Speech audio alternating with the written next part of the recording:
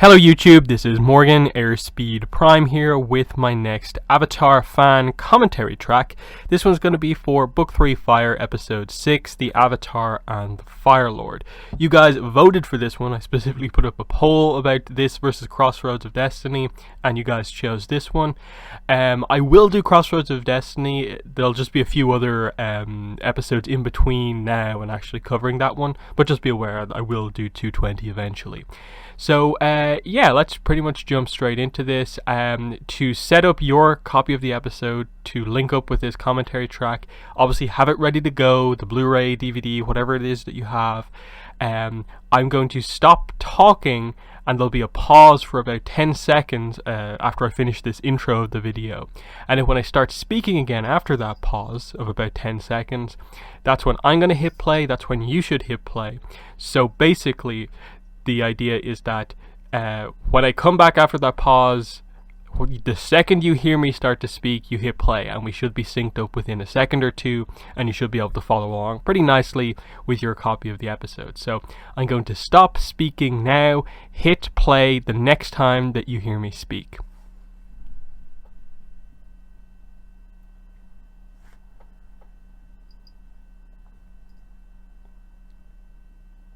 Okay, so here we are with 306, The Avatar and the Firelord.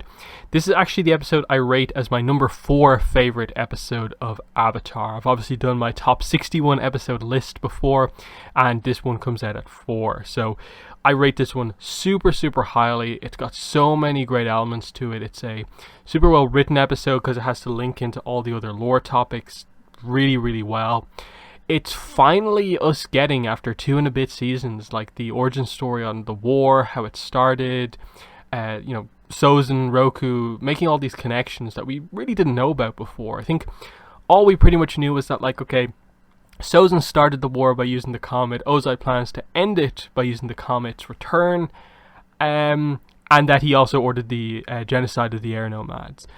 Beyond that, like, we didn't really have that much of a dynamic. Obviously the Awakening sort of teased it a little bit.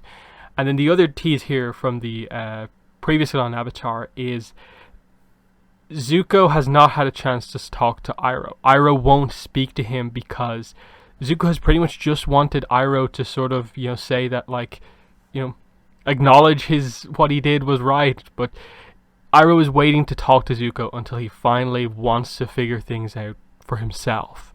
And this is the episode where that finally happens. So yeah, I love the duality here of Zuko and Aang both learning about these histories at basically the same time, in the same way that in The Storm, we as the audience were told both of Zuko's and Aang's backstories at the same time. So that's a really nice connection of just, this is why it's significant. The Storm, the Blue Spirit, episodes like this really help to bring Zuko and Aang together, and that their dynamic, their friendship is important. We still don't know who exactly that was that delivered this message. It's obviously from Iroh, but I don't think it was Iroh getting out of prison, so either Ming, the prison guard that he's sort of friendly with, delivered this for him, or he somehow managed to get someone else who supported him to deliver it. It's kind of a bit more of a tricky one to know exactly how it happened, but it's one of those things where, like, that one's okay with sort of being a mystery, and you sort of get how Iroh might be able to make that happen. But yeah, that's how Zuko is drawn in to learn about his great-grandfather, and that will help him learn about himself in the same way that Aang learning about Roku will help him learn about, like, how did the war start, how to stop it. So Zuko just goes to straight for, like, okay, what is the history that we know about Sozin? So he asks Azula. She's the smart one. And she gives a fairly basic kind of summary of Sozin's history here. And, like, Sozin obviously lived to be, like, over 100, so, he lived a really long life. But the story that she tells here is missing a lot from the main story. Old and successful, but he considers the last years of his life a failure because he could never find the Avatar again. He always lived in fear that the Avatar would come back because he was never properly able to, like, capture the Avatar or take the Avatar to play fully 100%. Even the Zulon couldn't, like, commit to that. That's why Zuko, of course, has to go in his search. in vain, but it's because there's still that like expectation of like maybe the Avatar is still out there. But yeah, in the spirit world, this is interesting that like Aang's sort of avatar, using the other definition of avatar of himself in the spirit world, has is bald again. So it's just that cool thing of they can almost like choose what their appearance is like in the spirit world. But yeah, very Order of the White Lotus thing here, to have the secret message be revealed when there's light on it or heat. Dragon Bone Catacombs. This is such an important kind of thing because this comes back in the comics. The Smoke and Shadow, we go into the Dragon Bone Catacombs as well. But while Zuko goes here to find out sort of Sozin's history, in that comic, we go like even further back to get the history of the origin of the Fire Nation. The stuff that Sozin's almost like kind of hidden away because it doesn't quite represent his rule, the rule of the new Fire Lords. So we go back to the Kamura Kage backstory, as well as like origin stuff for the Fire Nation from the Fire Islands and that era of the warlords that is discussed in Smoke and Shadow. So very cool stuff here. We also walk by a bunch of dragon skulls here, and you do sort of wonder, like, are those skulls from the dragons that were hunted during this sort of more recent era of Sozin bringing up the idea of hunting dragons? Given that both Roku and Sozin both have dragons themselves. So because they're sort of upfront, you assume that, oh, maybe it's because of that. But it also could be that, like in the history of the Fire Nation, that there was a huge respect between the Fire Nation and the dragons. So they keep them in here out of sort of respect to, like, you know, keep their remains safe as well. But it's just really interesting to discuss.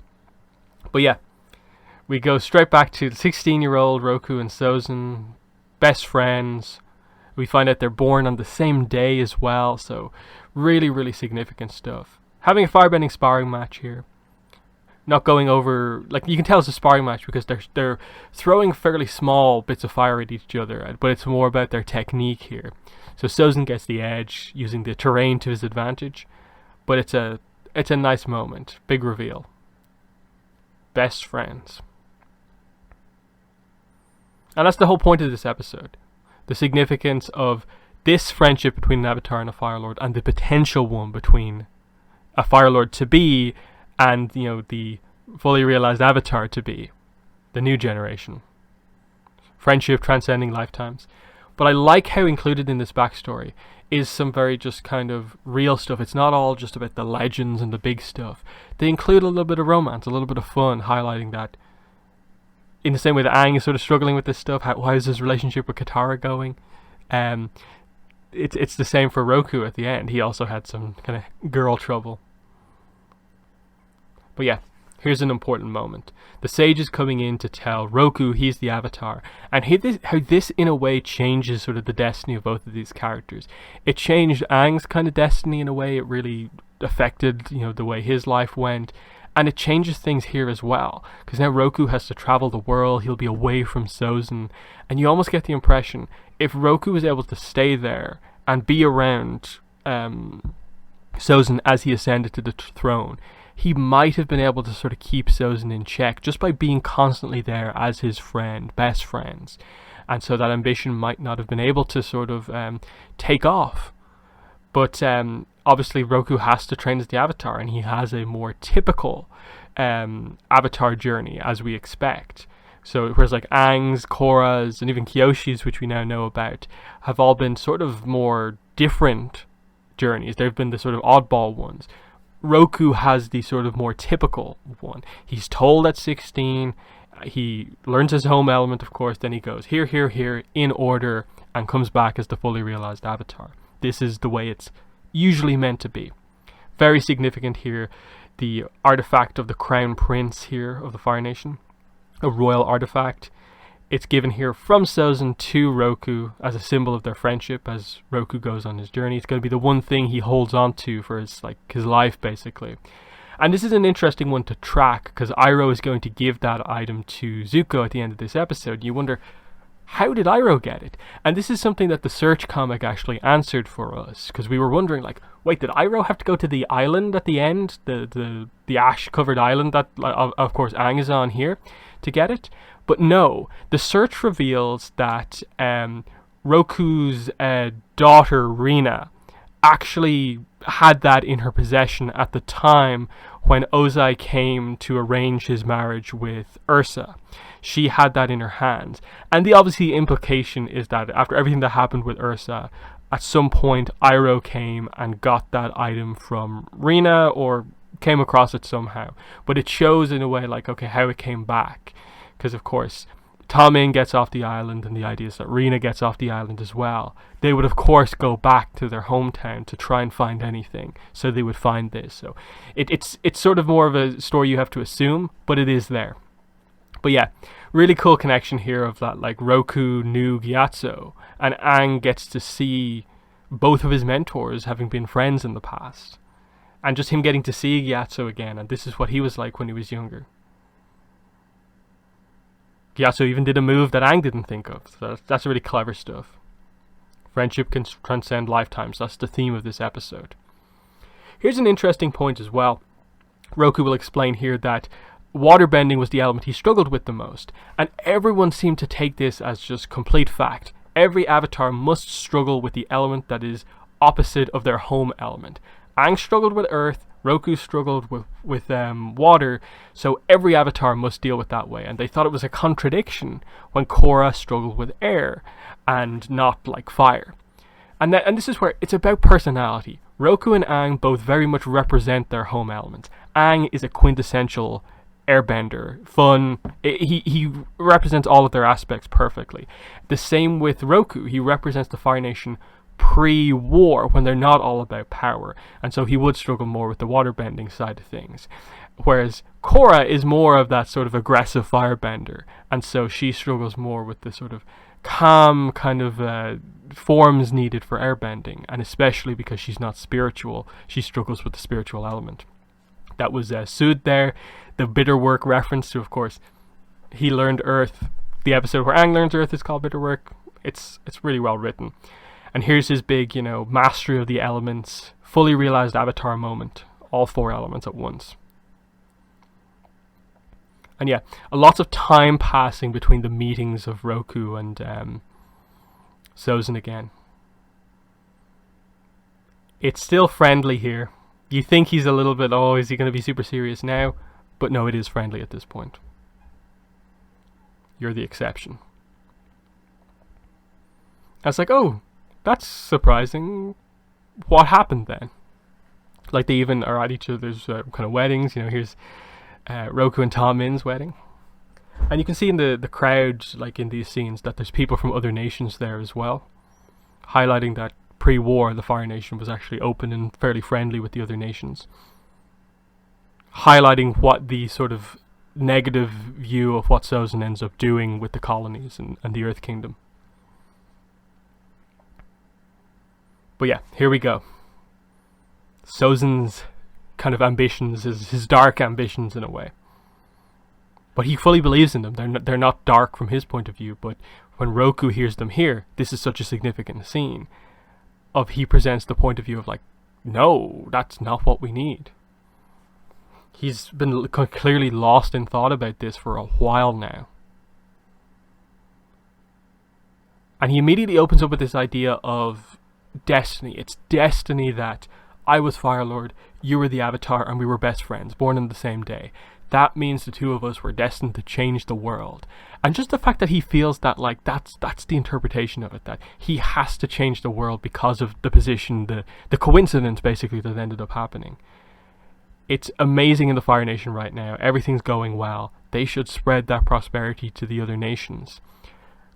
And it seems like a nice idea from the start, but it's not that he's going over to help and form a friendship with the other nations, even more than it is right now. The way he approaches it, as we see, he goes over, takes over places, and forms colonies in the other nations. He tries to turn the Fire Nation into an empire. It's not just that they have the Fire Nation, all the islands, that is the Fire Nation. He tries to form it out of other nations as well. And that's the first rift, the real rift, that begins to develop between the two. And yeah, he gives him the first sort of verbal warning of like, no, I don't agree with this. And then Roku sees it. Here it is. The Fire Nation have taken over an Earth Kingdom town and created a colony. And so he's confronted over that.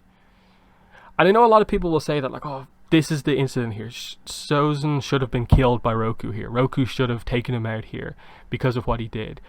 But I'll always say that this is pre-Sozin performing a genocide. This is pre, although I think truly bad stuff that Sozin did by like starting the war with the comet and stuff like that. This is him extending too far. And it's bad what he's done. He sort of ruined the sort of peace between nations, the nations sticking to themselves for the most part. He attacks Sozin here, Roku here. But of course, Roku is just so much more powerful. And it establishes here, Sozin cannot beat Roku in a fight. Both not in the Avatar state as well as absolutely in the Avatar state. He can't beat him. And here is a display of power, the absolute final warning that I feel is completely justified. I think it would have been very harsh for Roku to kill Sozin here, especially given that they were best friends. And that's what he says. In honor of that friendship, this is the absolute last one. Permanent. He threatens to kill him if it happens again. And I think that's fine. Roku, of course, will go on to view this as his greatest weakness. He should have taken him out then and there. But I think it makes complete sense as a human, an Avatar willing that can make mistakes because it is part human, part spirit. That is an understandable mistake. He had faith that Sozin wouldn't do the things that he did in the future. And I think that's an important thing to have. And that's why I can't be hypercritical of Roku in this scene, because it's understandable. You see the artifact fall to the floor there, highlighting that like Tommen and Roku, neither of them seemingly like take it off the island. Like they have nothing there. He just escorts most of the people to the boats to get off the island, and the idea is that their daughter Rena later goes back at some point to get it. Here's Fang. And yeah, this is a crazy bad eruption here of the volcano. This is like 10 times bigger, more impactful than the one with the fortune teller that Aang dealt with. And it's so impressive how much he's able to do. And I think the idea is that those two characters in the background, I think, are meant to be Rena and Jinzook from the comics. It's hard to get that stuff confirmed because, of course, the creators have never really gone back to like address that, like all the stuff we revealed in the comics. Here's how it directly applies to the show, so it is more fans just sort of trying to figure stuff out. But the idea is, of course, at this point they have had Rena and so on. She'd be an adult at this point. She would realistically be in a relationship with Jinzook at this point, so it makes sense. Again, the timeline sort of is a bit of a struggle here, just because there's the 100-year war that happens like after this. There's like 112 years after this, and it means that like a few characters have to have children when they're fairly old. But that's just an example of a lot of the kind of early lore stuff. When they tried to place a timeline on it, they kind of got it wrong, which is why like you end up with situations like Hyoshi being 230, which they've given an explanation for now. But still, that was never, I think, the actual intent from the start for a character to be 230 years old.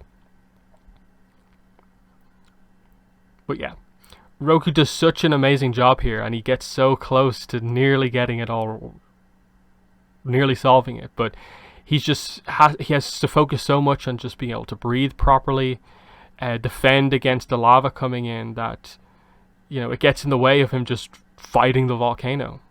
But there's some amazingly powerful moves here that he's doing. Using airbending to cool down the lava so he can stand on it. Blocking against the poison gases. And that's what ultimately takes him out. That even at 70, he's still incredible here.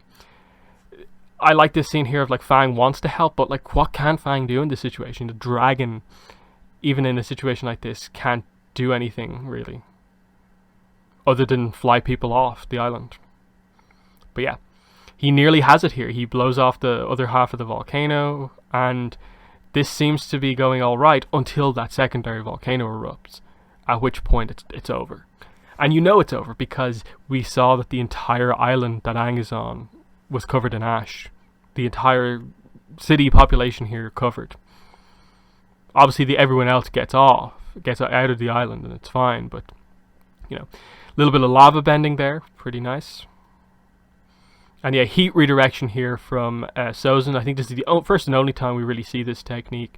Very, very cool. There's elements of sort of lightning redirection included there, but obviously a different approach. But the same, I think, general idea is meant to be there of like channeling energy through your body. In this case, he does it with heat.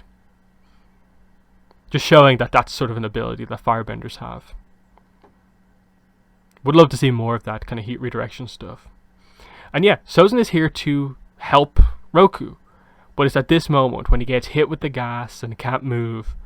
Finally, Roku is vulnerable. Finally, there's a chance for his ambitions to actually reach their fruition. With Roku out of his way. And he chooses not to help him. He puts his ambitions above that friendship. And because Roku spared him, it's all the more tragic. Roku's Sozin's blue dragon there, very cool. And yeah, very powerful scene of just him leaving him, and then the nice emotional moment here of just one dragon leaves with its master and another one stays behind to protect. Big Avatar kind of music there, and then yeah, Bang dies with Roku. The animal guide thing is more meaningful than just an animal friend. We saw that with Mula, of course, the cat deer, and Wan being the origin of the whole animal guide thing. As Roku dies, Aang is born. The Avatar cycle. You saw it was all the nuns there, so it was realistically the eastern or the western temple where the nuns are. And of course, Aang wouldn't ever really know his parents, because the airbenders are raised communally, so he probably maybe met his parents, but the idea was that he never knew that they were actually his parents. And yeah, Sozin was thinking about the cycle. He wiped out the air temples to try and get rid of the next avatar, but it always eluded him. He could never find it. But he came so close.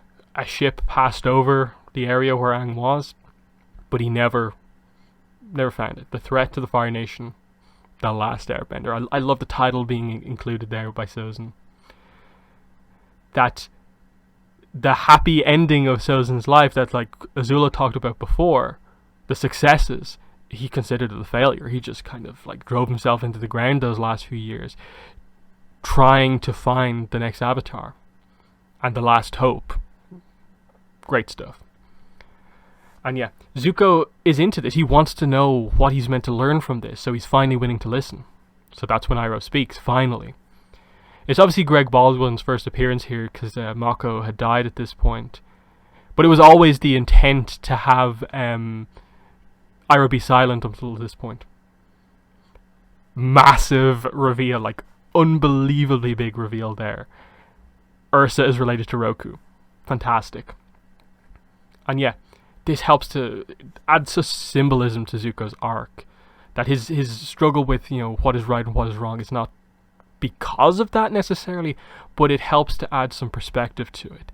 That is something that is in him, of just his conflict between each side of his family. The evil Fire Lords versus the good avatars, and he's related to both. There's a significance to that. And because of that sort of unique situation that Zuko is in, of that, like, as much as you'll struggle so much, because of that same dynamic, you have the potential to, like the Avatar, also be someone who could help to bring balance into the world. The Fire Lord put it out of balance. A Fire Lord can help to bring it back into balance with the help of the Avatar. And here we go. Iroh passing the artifact on to Zuko. He obviously got it from Rina or Ursa at some point. I think it was more from Rina, because I don't think Ursa ever saw her parents again after that first moment, but we don't know exactly. There's a little bit of a story still to be told there, but it makes sense how Iroh could have it. And yeah, what Aang learns from this is quite significant. Everyone is capable of good or bad. And that, yeah, they had the same birthday, both kind of Fire Nation nobles. One became the evil Fire Lord, one became the good Avatar. You have to give people a chance. That the Fire Nation who's their enemy, it's basically just Ozai and the military. It's not the people of the Fire Nation that they're up against here. And there's just this hope in these kind of friendships that can transcend lifetimes. And it just ends in a very nice, hopeful moment of just the idea of, yeah, an Avatar and a Firelord, their friendship ending started the war. An Avatar and a Firelord potentially coming together could help to stop it and bring peace, which it does. And that's what is so significant of the end. And that scene in the finale of Iroh saying that, no, I can't be the Firelord. It has to be you. It has to be someone idealistic who will really change and bring peace. And it is Zuko. And that's why it works so well. Of like the significance of just Iroh giving Zuko that artifact that truly signifies he is the Crown Prince. He is the person he believes should be the next leader. And Zuko becomes that at the end. And I think what works so well, especially what they've done in the comics, is that Sozin's over-ambition and trying to sort of, quote-unquote, help the Earth Kingdom by, like, taking it over, incorporating parts of it sort of into the Fire Nation Empire, was the wrong way to do things. Whereas you see with Zuko, what the ultimate accomplishment of Zuko and Aang as leaders in the world is Republic City, is United Republic, a nation of nations, the correct way to do this blending of nations and having each of the nations sort of learn from each other. A nation where people of all four nations can come together, and that's what we're seeing in the comics. The steady progress of stuff like the Fire Nation colonies, incorporating of the water tribes as they begin to be built back up again and enter the sort of more modern world. And so there's your three main nations coming back into things. Plus Aang is training the air acolytes, so there's more of a sense of the air nomads coming back into things. And especially when Aang has his family, there is an actual future for the airbenders and so on. So it all begins to come back together because fundamentally of the leadership of an Avatar and a Firelord and Aang and Zuko's friendship. And I think that's why connective tissue wise it all works together so nicely with the comics and episodes like this. And this one obviously must have taken a very long time to write because they had to link together a lot of lore and history and stuff like that, and they do it really well for the most part. I think that the only major criticism is ultimately little moments of like timeline things of the fact that, like, okay, Roku is 70 when he dies here, so obviously he would have had to have had Rena with Ta Min when they were like at least like 40-ish or something like that years previously, or 30 years previously. But where we are now, because of the 100 years Aang spends in ice when he misses the war, if Rena and Jinzuk have been born at that point, then like it doesn't make a ton of sense as to like how Ursa is how young she is and so on. So it again has to be one of these situations where Roku and Ta Min had Rena when they were fairly old. And it's a pretty similar thing on the other side of things as well with the history of like Sozin had to have had a Zulon when he was really old.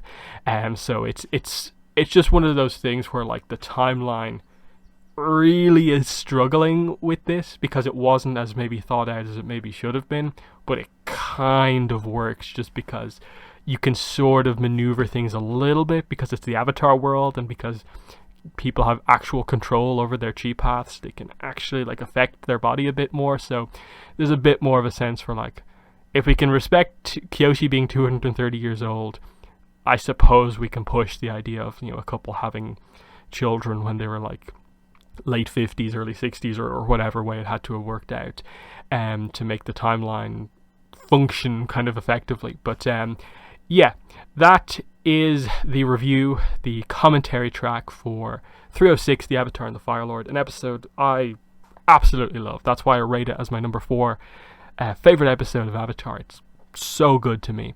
In the comments, let me know what your thoughts are on the episode. But yeah, that's been the commentary. Thanks for listening, and bye.